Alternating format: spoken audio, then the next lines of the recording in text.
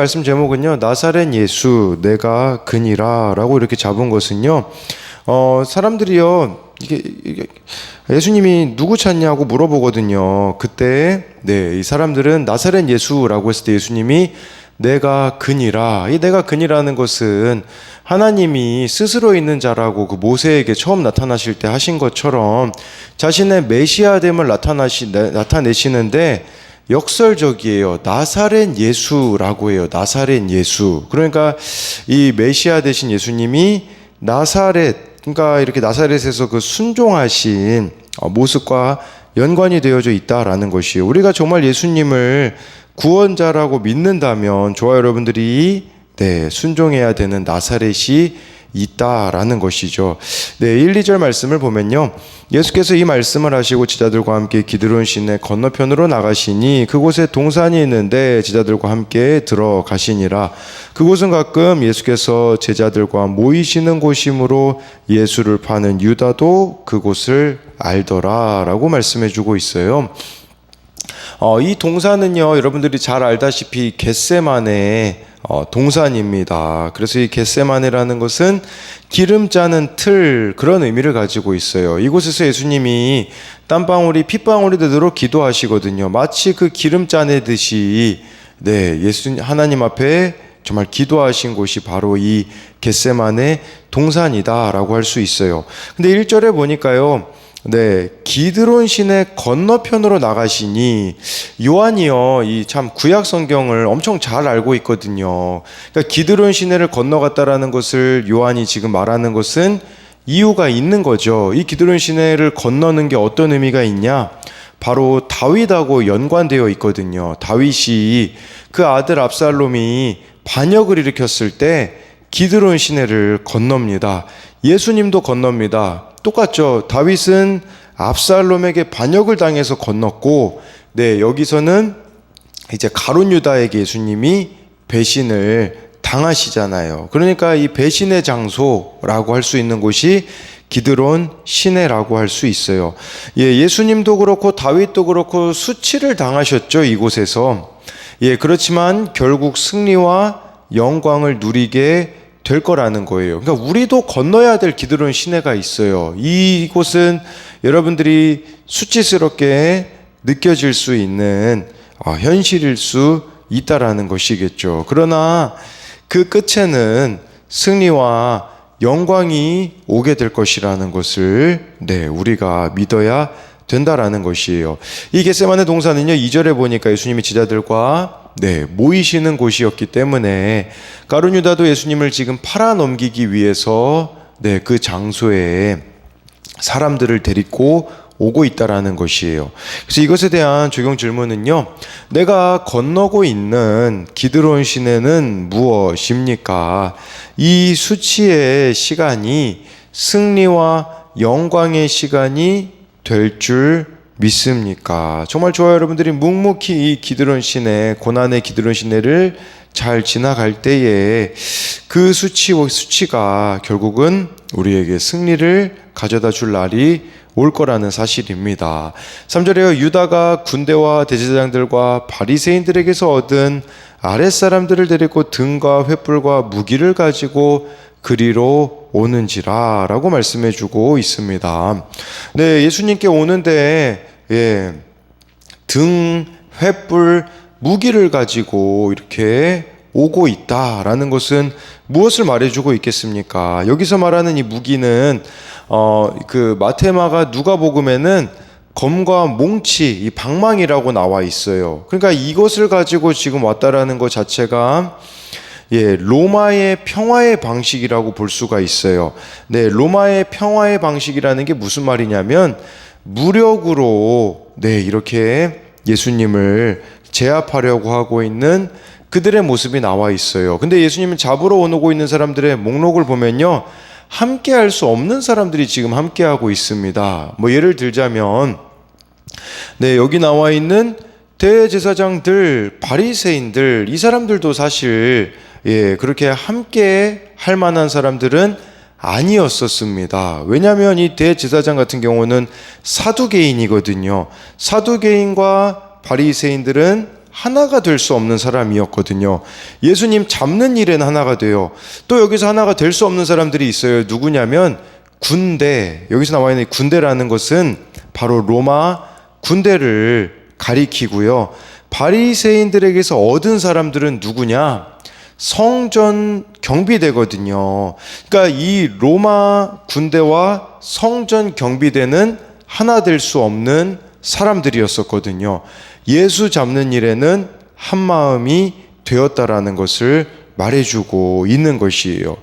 우리에게도 참 이런 부분들이 있지 않는가 돌아봐야 된다라는 거예요. 정말 예수님과 멀어지는데 내가 하나 되고 있는 사람이 있지는 않은가를 이 사람들 통해서 볼 수가 있는 것이겠죠. 그래서 이것에 대한 적용도 예수님을 체포하는데 한 마음이 된 로마 군대와 성전 경비대처럼 예수님을 떠나 사는 것에 한 마음이 되고 있는 사람이 있습니까? 4절부터 6절을 보면요, 예수께서 그 당할 일을 다 아시고 나아가 이르시되 너희가 누구를 찾느냐? 대답하되 나사렛 예수라 하거늘 이르시되 내가 그니라 하시니라. 그를 파는 유다도 그들과 함께 섰더라. 예수께서 그들에게 내가 그니라 하실 때에 그들이 물러가서 땅에 엎드려지는지라 라고 말씀해 주고 있어요. 예수님이요 먼저 능동적으로 물어보세요. 그러니까 이 십자가에서 죽으신 게 그냥 사람들에게 끌려가서 수동적으로 죽으신 게 아니라는 거겠죠. 당할 일 아시고 나아가 이르시되 너희가 누구를 찾느냐고 먼저 예수님이 물어보셨다라는 거예요. 주도권을 가지고 대화하고 계시는 예수님의 모습이 나타나 있는 것이에요. 그럴 때 이 사람들의 대답은 뭐였었냐면 나사렛 예수라고 이렇게 말해주고 있어요. 그때 예수님의 대답은 내가 그니라 라고 이렇게 말씀해주고 있어요. 예수님이 내가 그니라라고 하는 것은 예수님의 메시아 되심을 드러내는 거거든요. 근데 예수님이 메시아 되심을 드러내는 방식은 나사렛 예수였다라는 사실에 주목해야 됩니다. 나사렛 출신의 목수의 자리에서 정말 예수님이 계시지 않았었습니까? 그게 바로 내가 그니라, 이 메시아 되심을 드러내는 것이라고 말해주고 있어요. 우리에게도 예수님을 드러내야 되는 나사렛과 같은 곳이 있다라는 것이에요. 이 나사렛과 같은 환경, 내려가는 자리로 보이는 그곳이 바로 저와 여러분들이 예수님을 드러내는 자리라는 사실입니다. 5절에 보니까 그를 파는 유다도 그들과 함께 섰더라 라고 말해주고 있어요. 인간적인 관점으로 보면요, 지금 유다가 권력자들하고 있잖아요. 막 로마 군인들, 대제사장들, 정말 줄 잘 선 것 같잖아요.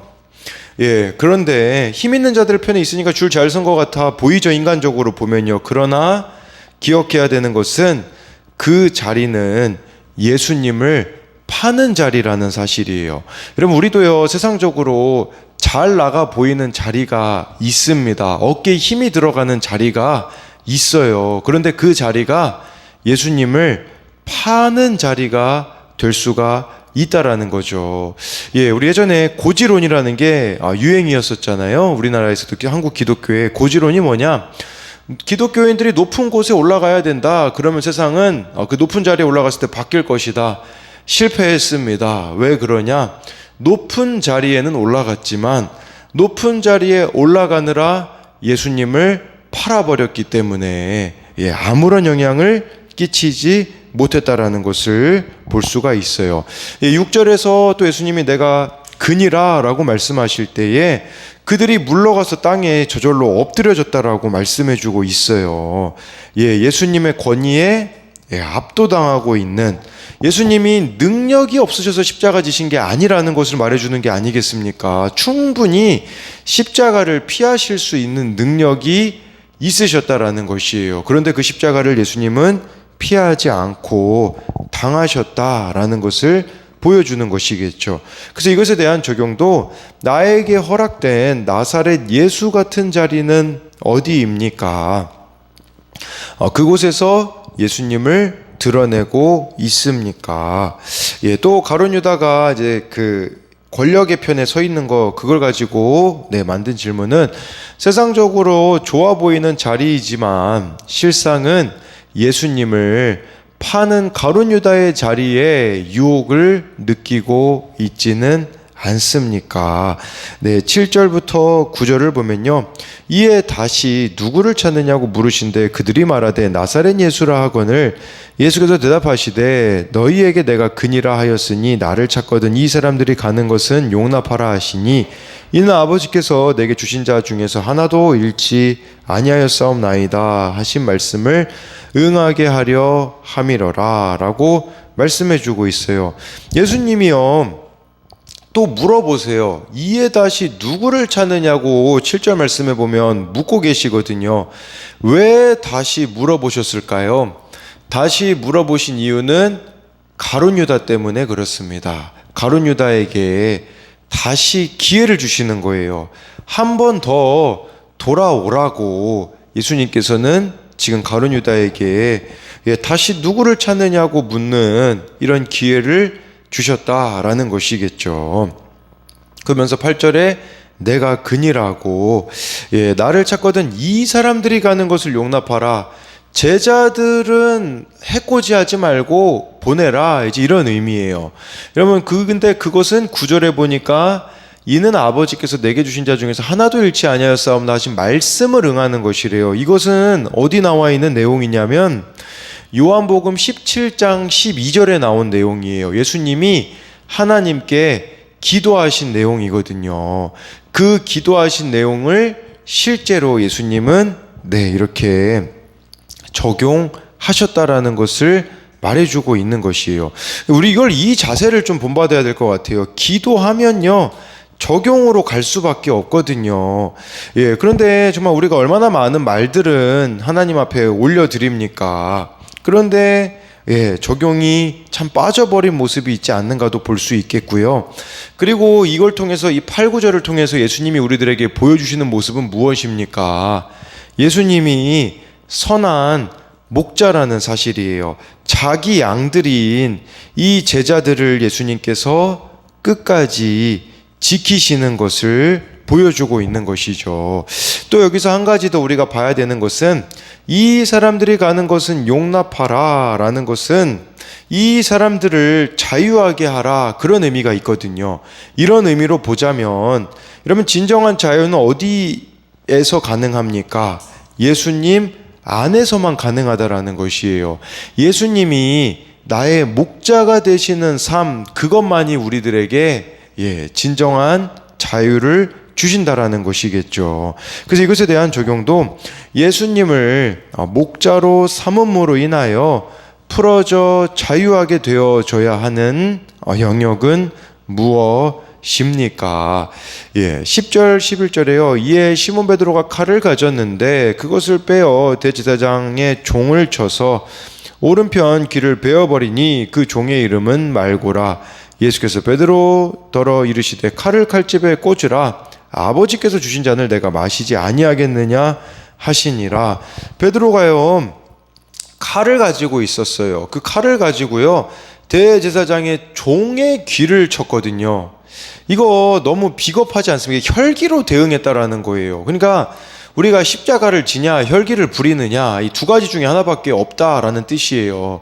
그리고요 이게 얼마나 좀 야비한 행동이냐면요, 아니 진짜 귀를 그렇게 용기가 있어서 하는 행동이라면 대제사장도 있었거든요. 대제사장의 귀는 못 빼요.